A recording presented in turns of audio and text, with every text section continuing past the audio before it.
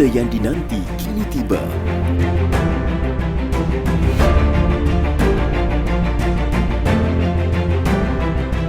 Pilihan Raya Negeri Sarawak ke-12. 82 kerusi Dewan Undangan Negeri menjadi taruhan.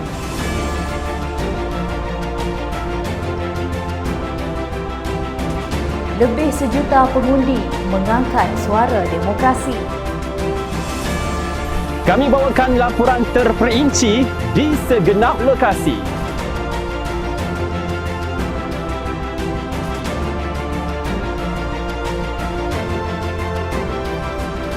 Kami rungkai dalam analisis dan diskusi. Semuanya di MMTV untuk laporan lebih eksklusif, konklusif dan responsif. Bersama kami di platform media sosial Utusan Online, Kosmo Online dan The Malaysian Reserve.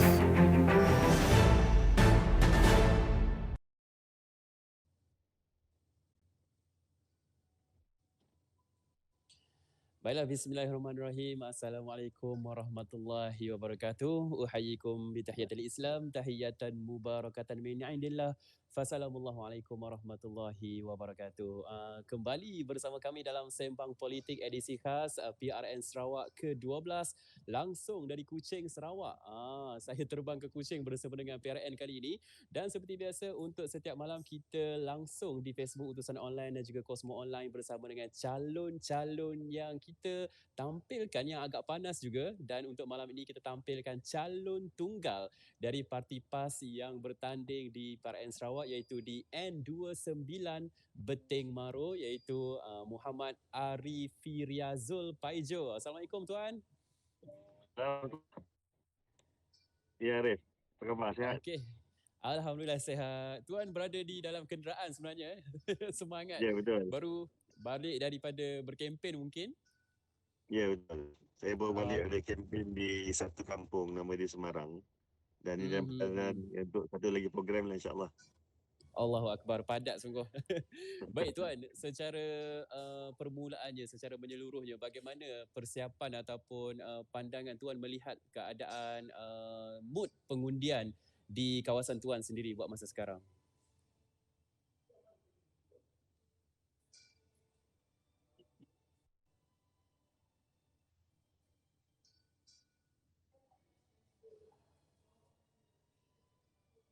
Untuk keluar mengundi 18 hari bulan kelak. Dan insyaAllah lah kita berdoa dan berharap agar semangat untuk menunaikan tanggungjawab dalam mengundi itu dalam pilihan raya yang akan datang ini akan terus kekal lah hingga ke 18 hari bulan kelak, insyaAllah. Tuan, secara mata kasarnya, bagaimana Tuan melihat anak muda ataupun pengundi-pengundi yang berada di perantauan, berada di semenanjung lah kita katakan. Adakah mereka memang sekarang ni memang dah ramai kembali ke kampung untuk mengundi, ataupun sebenarnya mereka ni dah, kita boleh katakan, tak ada hati sebenarnya untuk mengundi? Rata-rata kalau tengok dalam kawasan yang saya bertanding ni, ramai juga pengundi-pengundi yang bekerja di luar. Dan kalau di luar dalam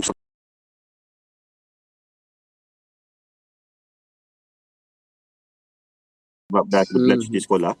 Tetapi yang di Semenanjung, rata-rata yang kita jumpa keluarga-keluarga mereka yang ada di Semenanjung, kebanyakannya seolah-olah tak balik lah. Walaupun ada beberapa yang kita jumpa tu balik, tetapi kebanyakannya kemungkinan besar tak balik. Sebab satunya mungkin akan sebab kos perjalanan dan juga SOP-SOP yang telah diperkenalkan tu mungkin agak merumitkan untuk perjalanan mereka balik lah. Betul. Tuan, kita nak tahu jugalah, bila kita bercakap ataupun bila kita tahu Tuan adalah satu-satunya wakil parti yang bertanding di PRN Melaka PRN Sarawak kali ini, mungkin ada amanah-amanah ataupun pesanan-pesanan khusus dari parti sendiri untuk menggalas tanggungjawab ni. Mungkin Tuan boleh kongsikan juga. Sudah tentu bila saya sebagai calon tunggal PAS untuk bertanding pada pilihan raya kali ini, satu cabaran yang cukup besar lah dan amanah yang cukup besar kepada saya. Kalau lihat dalam pilihan raya yang lepas, kita bertanding 11 kerusi. Berbanding Betul. sekarang ni kita hanya bertanding satu kerusi. So maknanya bukan hanya harapan ahli PAS di peringkat negeri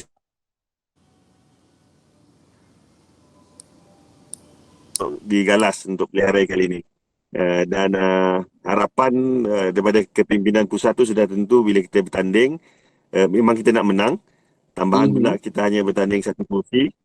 So fokus segala resources ataupun kelengkapan yang kita ada, resources yang kita ada dari segi monetary dan juga machinery memang kita bertumpu di Benting Maru lah. Dan ia satu cabaran dan amanah yang cukup besar kepada saya lah untuk bertanding pada pilihan raya kali ini.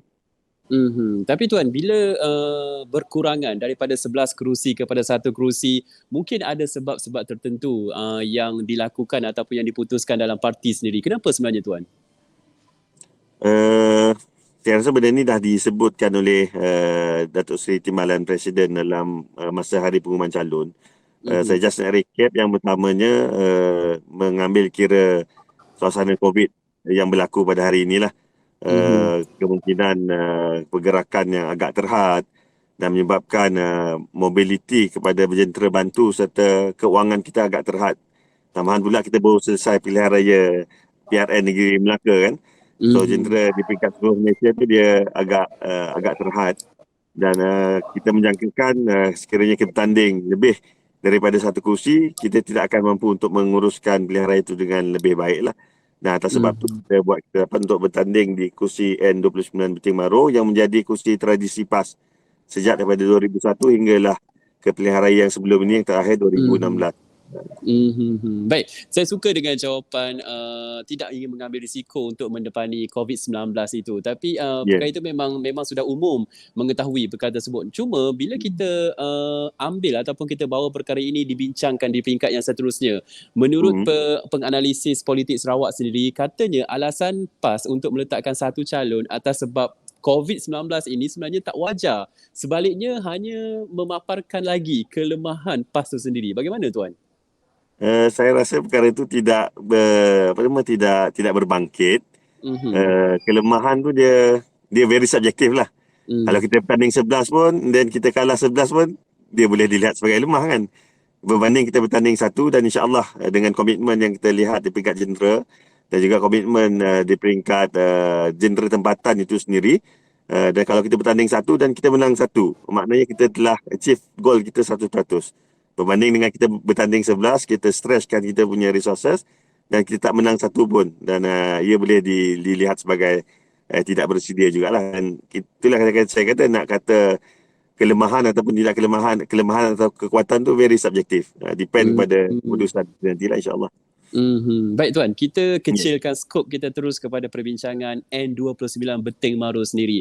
Baik, Tuan kata tadi lebih baik daripada bertanding 11 daripada kita bertanding satu daripada bertanding 11. Baik, fokus di Benting Maru ni sendiri. Kalau kita lihat episod 2016, PAS juga bertanding di Benting Maru tapi tetap kalah kepada Barisan Nasional dengan majoriti 1,707. Jadi untuk kali ini berani lagi bertanding. Bagaimana keyakinan untuk kali ini Tuan?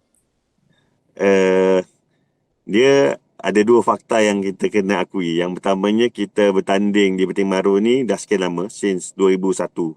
Dan setiap kali siri pilihan raya negeri Sarawak kita tidak pernah gagal untuk menghantar calon di N29 Benting Maru. Itu yang pertama. Yang keduanya, kita harus lihat trend pengundian terhadap PAS dalam setiap siri pilihan raya itu meningkat. Walaupun majoriti itu bertambah, tetapi dari segi undi teras PAS meningkat dari tahun demi tahun.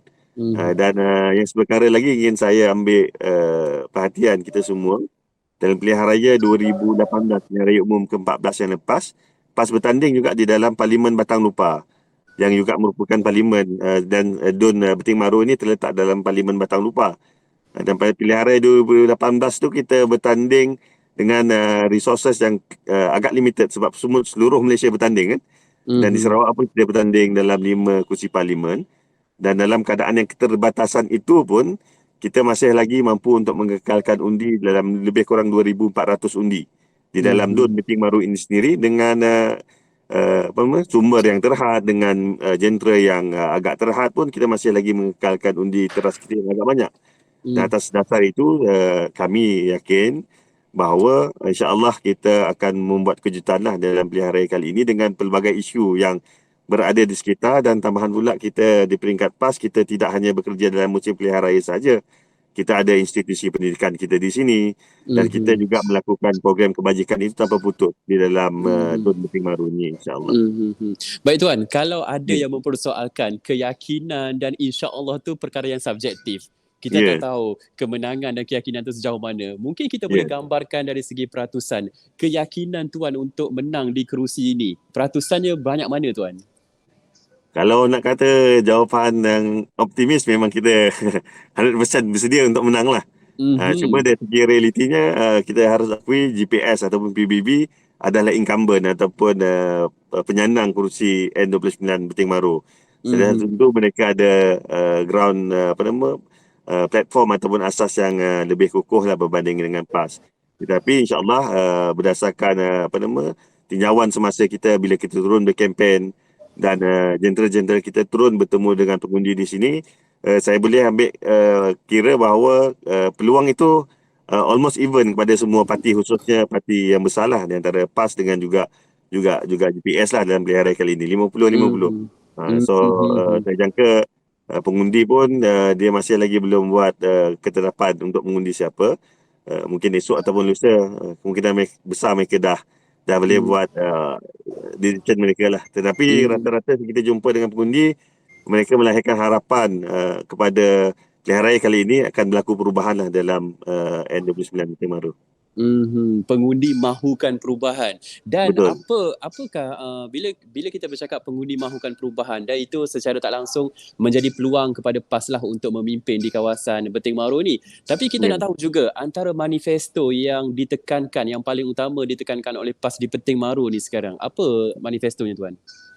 Manifesto kita secara umumnya kita nak fokus kepada dua perkara utama lah, iaitu yang pertamanya berkenaan dengan pembangunan infrastruktur, perjuangan untuk membangunkan infrastruktur asas di dalam kawasan N29 Beting Maru, dan yang keduanya adalah livelihood ataupun keberlangsungan hidup penduduk di Dun Beting Maru ni lah. Rata-rata selepas kita dah bergerak agak lama di Dun Beting Maru ni, masih lagi ada kawasan-kawasan yang agak terbelakang in term of pembangunan infrastruktur asas, yang menjadi keutamaan lah bagi kita, khususnya dalam negeri Sarawak yang kaya ini. Sepatutnya perkara itu kita boleh selesaikan dengan sebaik-baiknya. Mungkin perkara ini tidak terjadi akibat daripada wakil yang sebelum ni, wallahu alam lah sama ada benda itu sampai ataupun tidak kepada pihak kerajaan. Dan insyaAllah komitmen kita di peringkat PAS, sekiranya menjadi wakil kepada rakyat di Beting Maru, insyaAllah kita akan perjuangkan perkara ini supaya infrastruktur asas ini mampu untuk diselesaikan. Itu yang pertama. Yang keduanya, keberlangsungan hidup rakyat di sini. Adapun infrastruktur yang asas yang baik, ada jalan yang baik, ada peparitan yang sempurna, adanya air yang sempurna, utiliti yang sempurna. Tetapi kalau penduduk itu tidak mampu untuk melangsungkan kehidupan pun, ia menjadi satu masalah juga kan. Betul. Betul. Dan atas sebab itu juga kita ambil perhatian perkara tersebut. Sebab rata-rata orang di Beting Maru ni dia very independent. Dia bekerja sendiri kebanyakannya, ada yang mengusahakan pertanian, ada yang sebagai nelayan, dan ada yang mengoperasikan industri desa. Dan insyaAllah saya yakin sekiranya kita sebagai pemimpin di dalam kawasan ini mampu untuk memberikan guide ataupun perjalanan, menunjuk jalan yang sebetul-betulnya kepada pemain industri kecil yang ada di dalam Dun Beting Maru ini, dan dengan tambahan injection capital sedikit, insyaAllah kita yakin mereka mampu untuk mengembangkan ekosistem ekonomi dalam kawasan ini dengan lebih stabil dan menjamin masa hidup generasi yang akan datang, insyaAllah.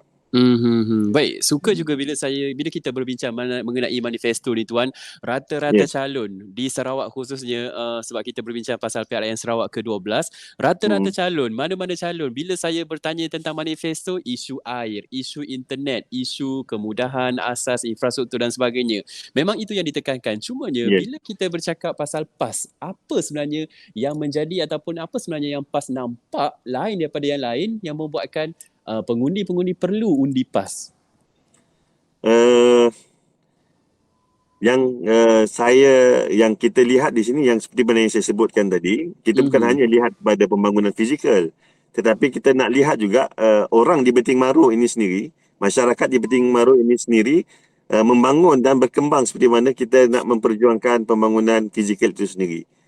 Yang saya dah sebutkan tadi berkenaan dengan kebolehupayaan orang di Benting Maru sendiri untuk mengembangkan ekonomi mereka sendiri tanpa bergantung kepada pembangunan di luar kan. Mereka sendiri boleh mengembangkan ekonomi mereka. Di sini kita banyak produk yang sebenarnya kita kalau boleh dikembangkan, insya-Allah saya yakin dia boleh menjadi booster kepada ekonomi di sini. Antaranya di sini kita ada gulapung. Gulapung di kawasan Benting Maru ni adalah antara gulapung yang terbaik di Sarawak. Sedap tu. Biasanya sedap kan. Aiskrim gulapung tu asasnya gulapung. Kalau gulapung tu tak ada, aiskrim tu tak sedap. Betul. Dan itu antara contoh lah. Dan kita ada industri nenas, kita ada nelayan dan sebagainya di sini. Dan yang keduanya adalah sosial lah, pembangunan institusi komuniti sosial kita di sini. Dan saya yakin semua orang sedia maklum bahawa PAS bukan hanya lihat kepada politik semata. Dan kita pun ada produk pendidikan kita. Kita ada pasti kita ada sekolah rendah kita dan kita ada sekolah menengah kita sendiri. Dan itu juga sebenarnya menjadi hasrat kepada orang di Benting Maru untuk menampilkan ataupun mewujudkan institusi pendidikan Islam. Sebab di sini majoriti penduduk kita adalah majoriti Melayu Muslim dan ia menjadi keperluan kepada orang di sini sebab tidak ada sekolah agama ataupun sekolah tahfiz yang ada di sini, dan itu antara benda yang kita sendiri boleh buat tanpa penglibatan kerajaan sekalipun. Kita di Pekat PAS sendiri akan boleh mengusahakan perkara tersebut daripada serendah-rendah institusi pendidikan prasekolah hinggalah ke sekolah menengah yang menjadi komitmen di peringkat PAS, insya-Allah. InsyaAllah, menarik cadangan tu. Tuan, sekiranya mandat PRN 2012 ni bukan milik PAS di Benting Maru, adakah agenda untuk membangunkan sekolah agama, sekolah tahfiz diteruskan atau dihentikan? Seperti yang saya sebutkan tadi, ada benda-benda yang berada dalam lingkungan kekuatan dan kekuasaan kita lah yang dioperasikan oleh parti sendiri. Dan insya-Allah perkara tersebut insya-Allah kita akan tetap laksanakan di sini. Seperti mana yang kita rancangkan, sebab dia investment untuk pendidikan ini it's not a short term punya investment kan, it's a long term punya investment. Moga-moga dengan investment itu masyarakat di sini dia akan berubah dari semasa ke semasa untuk menerima Islam itu sendiri sebagai ad-din, dan saya tidak langsung bila dia faham Islam tu dia tahulah nak pilih siapa, insya-Allah dalam masa akan datang. InsyaAllah. Islam itu sebagai ad-din utama kita. Baik tuan, kalau kita imbau sejarah baru-baru ni, baru saja berlangsung PRN Melaka yang menyaksikan beberapa kerusi PAS yang dipertandingkan semuanya gagal dimiliki oleh PAS. Jadi mungkin ada sedikit orang kata semak dan imbang apa yang silapnya PAS, apa yang taktiknya gagal dirancang oleh PAS sehingga tidak menang apa-apa kerusi di Melaka. Jadi apakah taktik-taktik tersebut diadaptasi ataupun diserap di Sarawak ini supaya kesalahan ataupun sejarah yang negatif itu tidak diulangi di Sarawak? Pertama, mungkin saya boleh refresh balik gagal tu kan. Saya rasa sahabat-sahabat di Melaka tidak gagal. Sebab apa? Walaupun tak menang, kebanyakan kursi kita in term of undi tu bertambah kan. Kalau tak betulkan saya kalau saya silap lah. Saya tak terlibat langsung dengan PRN Melaka. Cuma yang dimaklumkan kepada kita kebanyakan kursi yang kita bertanding tu in term of undi dia bertambah lah. So bagi saya dia kita tak boleh katakan dia gagal. Yang keduanya, situasi PRN Melaka dengan Sarawak khususnya dalam kawasan yang saya bertanding ini berbeza in term of SOP campaign dia. Kalau di PRN Melaka memang totally online dan very offline dengan pengundi kan, tak boleh nak touch pengundi sebagainya. Tapi kita di PRN Sarawak ni khususnya dalam kawasan kita yang very limited in term of connection internet ni, kita diberikan sedikit kelonggaran untuk mengadakan pertemuan secara langsung dengan pengundi-pengundi. Dan traditional campaign tu memang kita all out macam biasa. Tapi dalam masa yang sama kita juga menggerakkan tim media baru kita untuk menyediakan konten-konten yang pelbagai yang menjawab kepada isu yang berlaku di sini, dan penghantaran maklumat tu pun kita pelbagaikan jugalah, bukan hanya depend pada Facebook tetapi pelbagai medium-medium yang lain untuk sampai kepada pengundi. Baik, satu lagi tuan, bila kita melihat kepada episod PRN 2016 3 penjuru dan berjaya dimenangi oleh BN. Untuk 2021, 5 penjuru tuan, bagaimana cabarannya? Cabarannya sudah tentu dia semakin mencabar. Mungkin parti-parti ataupun parti bebas tu mungkin dia kurang memberi tekanan sikitlah kepada parti besar seperti PAS dengan juga GPS. Tapi kali ini pun ada rakan kita juga dalam PKR yang masuk ke dalam Beting Maru ini. Tapi rata-rata yang kita jumpa pengundi, pilihan mereka dua lah setakat ni yang kita rata-rata yang kita jumpa lah, kebanyakannya nak memilih sama ada PAS ataupun GPS. So saya kira situasi itu pun mungkin akan berulang dalam seperti mana PRN yang lepas lah. Pengundi akan memilih sama ada PAS ataupun PBB GPS. Tuan, bila selaku calon di Beting Maru akan bertanding 2-3 hari lagi yang akan diputuskan oleh rakyat ataupun penduduk di Beting Maru, sebenarnya apa yang Tuan melihat kepada kesalahan ataupun kita cakap perkara yang perlu diperbetulkan di Beting Maru yang sekaligus perlu untuk Tuan berada dalam kepimpinan Beting Maru? Saya boleh rumuskan kepada satu perkara lah. Wakil rakyat kena menjadi wakil rakyat, kena menjadi suara kepada rakyat dan kena menjadi hero kepada rakyat. Dan wakil rakyat inilah yang kena menjadi pembawa kepada isu yang menjadi suara dan menjadi pembawa kepada segala isu yang berada di sini dan memberi perhatian yang sungguh-sungguh kepada rakyat di Dun Beting Maru. Dan perkara itulah yang telah hilang kepada rakyat di Beting Maru sepanjang 10 tahun yang lepas. Mereka hilang touch seorang pemimpin, mereka hilang touch seorang wakil rakyat yang benar-benar mendengar masalah mereka, yang benar-benar membawa aspirasi rakyat di Beting Maru ini kepada pihak kepimpinan supaya mampu untuk diselesaikan dan mampu untuk diangkat martabat rakyat di Dun Beting Maru. Contohnya macam mana tu Tuan? Mungkin boleh kongsikan. Banyak masalah yang antara benda yang banyak kita dengar, masalah-masalah yang dihadapi oleh rakyat di Beting Maru ni dah banyak kali disampaikan kepada wakil yang sebelum daripada ini, tetapi tidak mendapat perhatian yang sebaiknya oleh mereka yang berkenaan lah. Dan itulah yang saya katakan tadi, rakyat di sini kehilangan touch seorang pemimpin yang memimpin dan membawa suara mereka kepada pihak yang berkenaan. Maksudnya kita boleh simpulkan Beting Maru ni memerlukan sentuhan pemimpin yang sebenar. Ya, betul. Menarik juga tu. Okey, baiklah. Dari segi manifesto kita sudah sentuh, dari segi persaingan kita dah sentuh, dari segi kepimpinan akar umbi kita dah sentuh. Kita nak tahu juga dari bagaimana sokongan atasan pemimpin PAS sendiri terhadap Tuan di Beting Maru. Alhamdulillah, since kita belum tanding satu, saya boleh ambil kira 100% lah sokongan daripada pimpinan di Brigad Pusat kepada kita lah di Dun Beting Maru ni lah. Okey Tuan, untuk yang terakhirnya sedikit pesanan ataupun ucapan kepada penduduk-penduduk Beting Maru, mungkin boleh pulang ke Sabah atau pulang ke Sarawak untuk melaksanakan tanggungjawab dengan sebaiknya dan mengubah apa yang perlu diubah. Silakan Tuan. Saya Arif Aijo, calon PAS N29 Beting Maru, menyeru dan berharap agar pengundi tidak kira yang berada di Beting Maru ataupun yang berada di luar Beting Maru untuk sama-sama kembali ke kampung, sama-sama menunaikan tanggungjawab untuk mengundi pada 18 hari bulan ini dan sama-sama patuhi SOP dalam usaha kita untuk menyuburkan demokrasi di dalam negeri dan negara kita. Dan moga-moga pilihan raya kali ini orang di Beting Maru mampu untuk melahirkan nafas baru di Beting Maru, insya-Allah.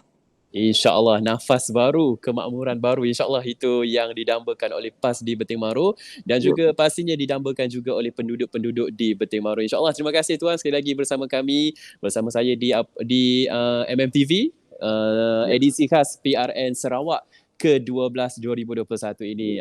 InsyaAllah kita akan bersua lagi. Bagi peluang pada saya untuk berkongsi pandangan sedikit.